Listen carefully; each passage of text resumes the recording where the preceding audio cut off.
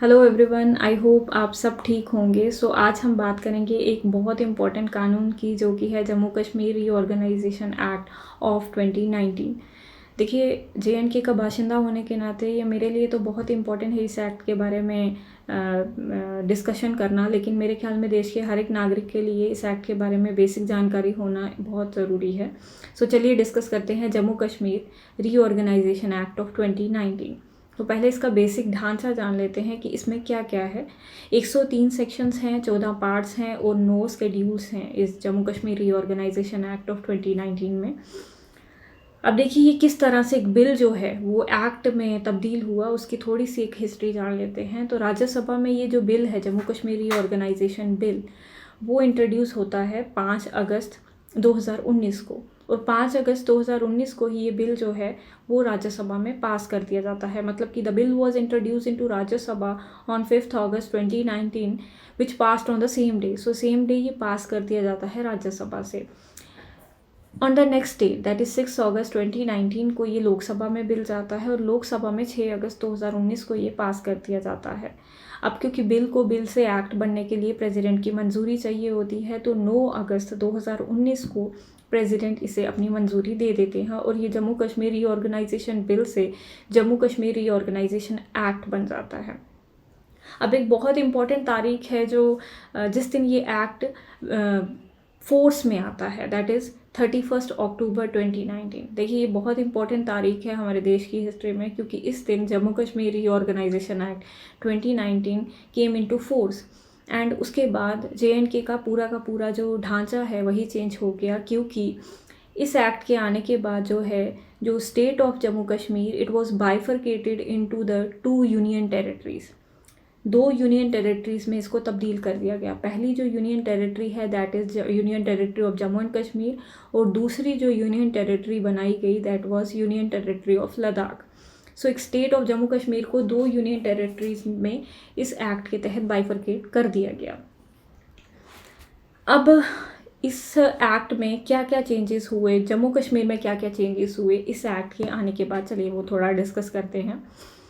तो जम्मू कश्मीर में सब जो डिस्ट्रिक्ट्स थे वो अभी भी वही डिस्ट्रिक्ट्स हैं, एक्सेप्ट 2 डिस्ट्रिक्ट, यानी कि लेह और कारगिल, क्योंकि लेह और कारगिल जो है वो JNK union territory of Ladakh का पार्ट है, अब जम्मू कश्मीर का पार्ट नहीं है। It comprises of all districts except Leh and Kargil. Lieutenant governor जो है he administered Jammu and Kashmir now. तो पहले यहाँ पे गवर्नर होते थे, लेकिन अब जो हैं वो लेफ्टिनेंट गवर्नर हैं। As per he will now administer Jammu and Kashmir as per section 14 clause 1 of the JNK reorganisation act. ये जो JNK का मॉडल रहेगा, अगर मैं बात करूँ तो ये पुडुचेरी का जो मॉडल है उसको फॉलो करेगा। उसके बाद JNK में एक ही लेजिस्लेटिव असेंबली रहेगी, जो as per Jammu Kashmir reorganisation act section 14 clause 1 JNK will have the legislative assembly. जबकि पहले अगर मैं बात करूं जम्मू कश्मीर की, तो यहाँ पे बाई कैमरल लेजिस्लेशन का सिस्टम था, यानी कि यहाँ पे लेजिस्लेटिव असेंबली भी होती थी और लेजिस्लेटिव काउंसिल भी होती थी। लेकिन after the abrogation of article 370 and this JNK reorganization act, JNK will have only one thing, that is the legislative assembly as per section 14 clause 1 of the JNK reorganization act। Seats जो हैं हमारे यहाँ पे legislative assembly की seats जो हैं वो भी इंक्रीज़ कर दी गई हैं फ्रॉम 107 टू 114। पहले ये सीट्स जो थी वो कम थी, अब जो है it has been increased till 114 as per section 16 clause 1 of the JNK reorganization act। देखिए, पहले जो हमारे यहाँ पे असेंबली का ड्यूरेशन रहता था वो था 6 ईयर, 6 साल की असेंबली का ड्यूरेशन रहता था। लेकिन अब जो है ड्यूरेशन वो जैसे पूरे इंडिया में फॉलो किया जाता है, पूरे देश में फॉलो किया जाता है, दैट इज़ 5 ईयर, वैसे ही JNK में भी 5 साल का ड्यूरेशन लेजिस्लेटिव असेंबली का रहेगा। लेजिस्लेटिव असेंबली हर एक स्टेट्स लिस्ट में जो सब्जेक्ट्स हैं और कॉन्करेंट लिस्ट में जो सब्जेक्ट्स हैं उन पे लॉ बना सकती है 2 मैटर छोड़ के।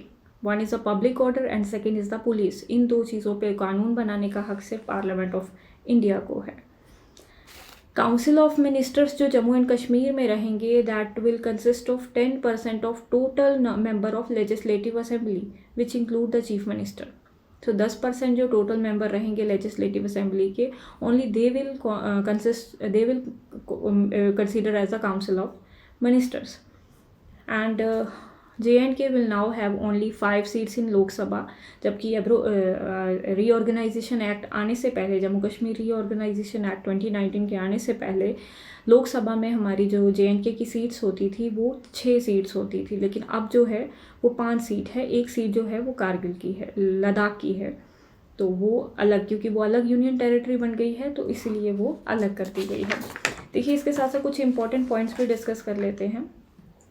106 central laws now apply to Jammu and Kashmir and Ladakh. तो पहले आप देखेंगे कि हमारे जो स्टेट लॉज होते थे वही यहाँ पे लागू किए जाते थे, लेकिन after the coming into force this Jammu and Kashmir reorganisation act of 2019, 106 central laws जो हैं, जो पूरे कंट्री में फॉलो किए जाते हैं, they apply to Jammu and Kashmir and Ladakh also. 153 state laws will be repealed. So हमारे यहाँ पे अपने खुद के जो स्टेट लॉज थे उनमें से 153 स्टेट लॉज जो हैं वो रिपील कर दिए गए हैं, यानी कि रद्द कर दिए गए थे। 166 state laws continue to remain in force. So ये कुछ लॉज हैं 166 लॉज, जिसमें हमारा JNK public safety act 1978 is one of the example of those laws जो अभी भी फोर्स में हैं। बाकी 166 laws continue to remaining force in the Jammu and Kashmir, and 153 state laws जो हैं वो रिपील कर दिए गए हैं, और 106 लॉज जो सेंट्रल लॉज हैं वो JNK में अप्लाई होते हैं। उसके बाद एक बहुत इंपॉर्टेंट प्रोविज़न है हिंदू सक्सेशन एक्ट की, 2005 के हिंदू सक्सेशन एक्ट की, which gave women equal rights of inheritance. तो वो JNK में भी लागू होता है। JNK की महिलाओं को भी इक्वल राइट है ऑफ इनहेरिटेंस, जैसे कि पूरे देश में महिलाओं को मिलता है। एक ट्रांसफ़र ऑफ प्रॉपर्टी एक्ट में एक सेक्शन थी, सेक्शन 139, जिसके तहत जो आउटसाइडर्स हैं, जो जम्मू कश्मीर के बाहर रहने के वाले लोग हैं, वो JNK में आके इमूवेबल प्रॉपर्टी परचेज नहीं कर सकते थे। बट क्योंकि 139 जो है सेक्शन, ये अब जो है इट इज़ नॉट एप्लीकेबल। सो कोई भी देश का कोई भी नागरिक जो है, भारत का कोई भी नागरिक जो है वो जम्मू कश्मीर में आकर जो है इमूवेबल प्रॉपर्टी परचेज कर सकता है। एंड हमारे यहाँ पे अब central RTI act, right to information act apply होता है, और जो हमारा खुद का Jammu and Kashmir right to information act था 2009 का, वो ख़त्म हो गया है। और जम्मू कश्मीर का हाई कोर्ट जो है वो high court of JNK to be the high court of both union territory of Jammu and Kashmir and union territory of Ladakh. तो दोनों यूनियन टेरिटरी के जो हाई कोर्ट रहेंगे that will be the high court of Jammu and Kashmir. दोनों union territory के high court रहेंगे। So ये कुछ इंपॉर्टेंट प्रोविजंस थी जो Jammu and Kashmir reorganisation act के द्वारा JNK में लाई गई हैं। आई होप, क्योंकि ये बहुत बड़ा चेंज है, आई होप फ्यूचर में बहुत कुछ चेंज देखने को मिलेगा इस रीऑर्गेनाइजेशन एक्ट के आने के बाद, और बहुत सारी जो देश में रहने वाले लोग हैं वो JNK में आएंगे। JNK के लोग जो हैं उनको बहुत सारे कानूनों का फ़ायदा मिलेगा जो कि पहले नहीं मिल सकता था, क्योंकि वो कानून जो है वो जम्मू कश्मीर में लागू नहीं होते थे। तो बहुत सारी चीज़ें जो थी बेनिफिट वो JNK के लोग नहीं ले पाते थे। सो आई होप फ्यूचर में बहुत कुछ चेंजेस, पॉजिटिव चेंजेस देखने को मिलेंगे, एंड ये इन्फॉर्मेशन आप लोगों के भी काम आएगी। Thank you so much.